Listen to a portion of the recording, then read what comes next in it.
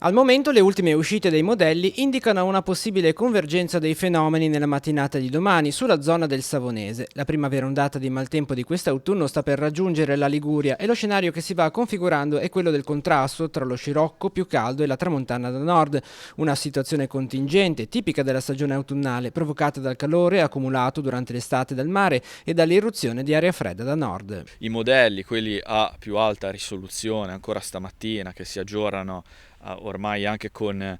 cadenza di 6 ore, confermano un innesco insomma, di questa cialla temporalesca sul centro-ponente del Ligure, quindi stiamo parlando del Genovesato occidentale o nel caso in cui sia ancora più occidentale l'attivazione di questo nucleo della zona di Arenzano, Varazze e del Begua, quindi oscilla diciamo fra queste zone fino diciamo a Levante, la zona più a Levante che potrebbe invece ricevere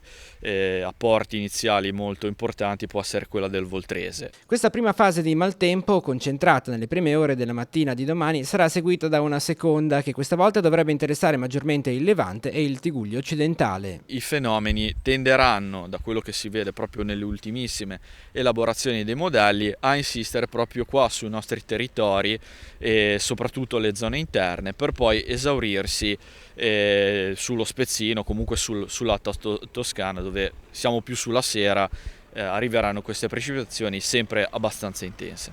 Ci sarà un periodo poi di tregua, ma non finisce qui, soprattutto nel weekend ci sarà un ritorno di un'altra perturbazione. Giovedì sì una pausa, ma poi si fanno già strade la nuvolosità, le nuvole del nuovo sistema che poi interesserà tra domenica e lunedì di nuovo il nostro territorio. Al momento sembra sempre in maniera abbastanza diffusa e pesante dal punto di vista delle precipitazioni, e lo vedremo meglio anche perché a quel punto